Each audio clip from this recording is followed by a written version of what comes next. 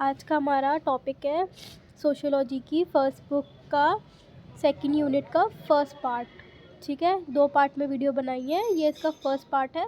2 राइटरों के बारे में पूछा गया है, तो मैं पहले राइटर के बारे में समझा देती हूँ और दूसरे राइटर के बारे में बताऊँगी। तो जो अगस्त कॉम्ट थे, है ना, जो अगस्त कॉम्ट थे तो वो फादर ऑफ सोशियोलॉजी कहलाए जाते थे। समाजशास्त्र का जनक कहा जाता था। उसने समाज को वैज्ञानिक तरीके से समझने की कोशिश की थी। ठीक है, समाज को वो अंधविश्वास पर और किसी धर्म पर नहीं सोचते थे, वो वैज्ञानिक तरीके से सोचने समझने की कोशिश करते थे। ठीक है, अब इन्होंने पॉइंट रखा था पहला, पॉजिटिज्म, जिसे प्रत्यक्षवाद कहते हैं। तो प्रत्यक्षवाद का मतलब क्या है? समाज को विज्ञान के तरीके से पढ़ना। ठीक है, समाज को वैज्ञान तरीके से पढ़ना।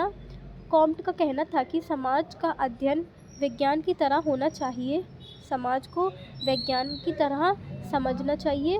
दूसरा पॉइंट था उनका, यानी देखना योग्य तथा अनुभव निरीक्षण और वैज्ञानिक विधियों पर आधारित हो।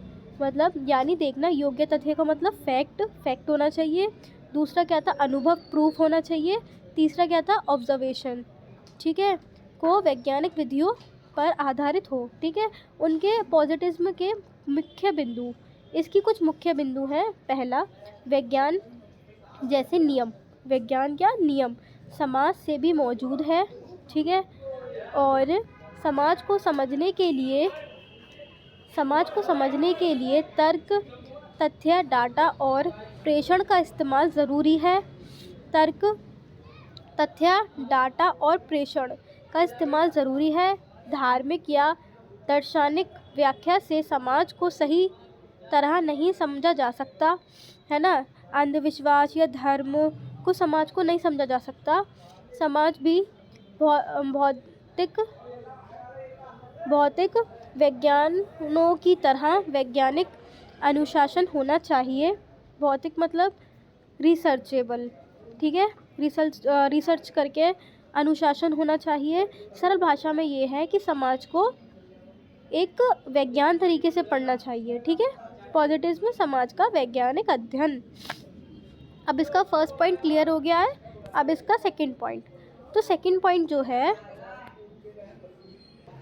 ना, तो इसका सेकंड पॉइंट आता है वैज्ञानों का क्रम।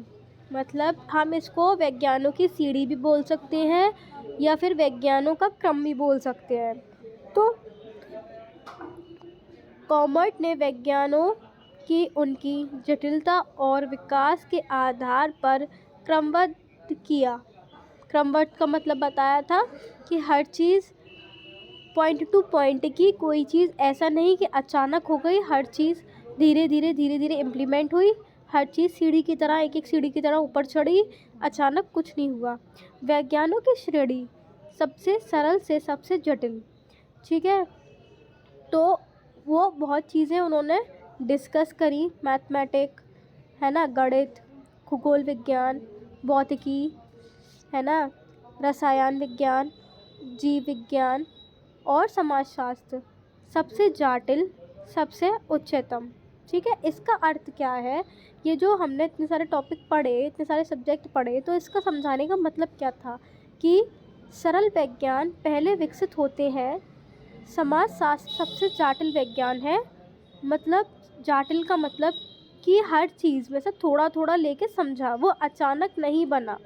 ठीक है ना, उसको हम एक सब्जेक्ट बोल सकते हैं, क्योंकि सबसे जब राइटरों को या फिर सोशियोलॉजिस्ट को बनाने में प्रॉब्लम हुई इस सब्जेक्ट को, तो सबसे ज़्यादा सोशियोलॉजी बनाने में हार्ड हुई, क्योंकि इसमें मैथ्स भी है, एस्ट्रोनॉमी भी है, फिज़िक्स भी है, केमिस्ट्री भी है, बायोलॉजी भी है और लास्ट में सोशियोलॉजी बनती है।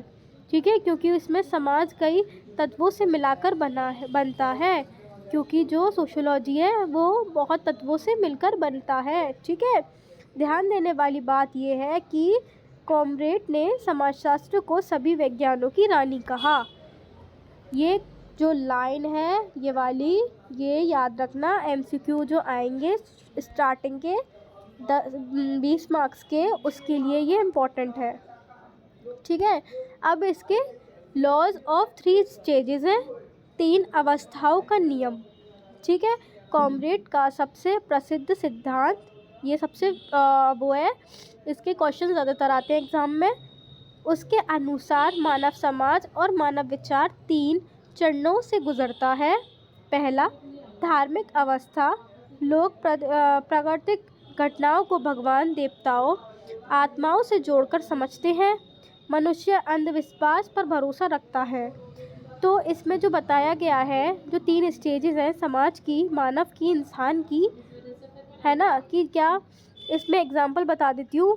बारिश हुई तो देवता खुश हो गए, है ना। अगर बारिश हुई कि कोई ये लॉजिक नहीं देखेगा कि विंटर्स हैं और ये बारिश होना ज़रूरी है, मतलब उसका कोई जो पीछे का साइंटिफिक लॉजिक है, इंसान वो जानने की कोशिश नहीं करेंगे। इंसान डायरेक्ट उसे भगवान, देवताओं, आत्माओं से जोड़कर समझते हैं, वो अंधविश्वास में रहते हैं। तो धार्मिक अवस्था में ये है, ठीक है। फर्स्ट हमारा लॉ जो है वो कंप्लीट हो गया। उसके बाद आता है सेकंड लॉ। तो सेकंड लॉ में क्या है, मेटाफिजिकल स्टेज, दार्शनिक अवस्था। इसमें क्या है, अब लोग घटनाओं को दार्शनिक और तर्कपूर्ण कारणों से समझने की कोशिश करते हैं। धार्मिक कारण कम हो जाते हैं, लेकिन विज्ञान पूरी तरह विकसित नहीं होता। बारिश इसलिए होती है क्योंकि प्रकृति में कोई शक्ति है ना। तो इसमें क्या बताया गया है कि जब इंसान भगवान से थोड़ा कम हुआ तो इंसान क्या करने लग गया कि बारिश इसलिए हुई क्योंकि प्रकृति में कोई शक्ति है, ये कुछ ऊपर से आया, है ना। ऐसा सोचना समझने लग गया इंसान कि ऊपर एलियन रहते हैं, उसने कुछ फेंका, है ना, उस टाइप का। जो मैं दोबारा बता देती हूँ, अब लोगों को घटनाओं को दार्शनिक और तर्कपूर्ण कारणों से समझने की कोशिश करते हैं कि कुछ घटना हुई तो ऊपर से कोई एस्ट्रोनॉट वो गिर गया, किसी एलियन ने फेंक दिया, उस तरीके से ये एग्जाम्पल है।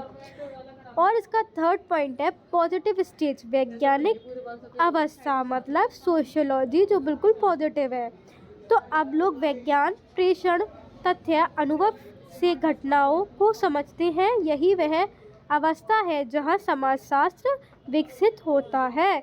बारिश इसलिए होती है क्योंकि जल वाष्प के संघन से बादल बनते हैं। क्योंकि जो ये इसका मतलब है, जो हमारे नीचे से पानी जाता है, जो हमारी धूप पानी खींचती है, उससे बादल बनते हैं। और जब वो बादल पूरे फुल हो जाते हैं तो बारिश दोबारा से होने लगती है ना। तो बहुत इजी टॉपिक है। इसके पहले अगस्त कोम जो थे, फादर ऑफ सोशियोलॉजी थे, इन्होंने समाजशास्त्र को वैज्ञानिक तरीके से समझने की कोशिश की। उसके बाद इन्होंने प्रत्यक्षवाद किया, है ना। प्रत्यक्षवाद का मतलब मैंने बताया था, है ना। और फिर उसके बाद वैज्ञानों को क्रम से एक एक सीढ़ी करके चढ़ी, और जितने भी सब्जेक्ट्स लिख रहे हैं, जितने भी विज्ञान लिख रहे हैं, सब में से थोड़ा थोड़ा लेके सबसे हार्ड सोशियोलॉजी बनी। और उसके बाद इसकी 3 अवस्थाओं के नियम थे, ठीक है। तो नियम ऐसे बने कि पहले लोग धार्मिक थे, फिर थोड़े कम होके मेटाफिजिकल स्टेज पे आ गए, दार्शनिक अवस्था पे आ गए। उसके बाद पॉजिटिव स्टेज जो होती है वो वैज्ञानिक अवस्था होती है। और ये हमारी हो गई PDF ख़त्म।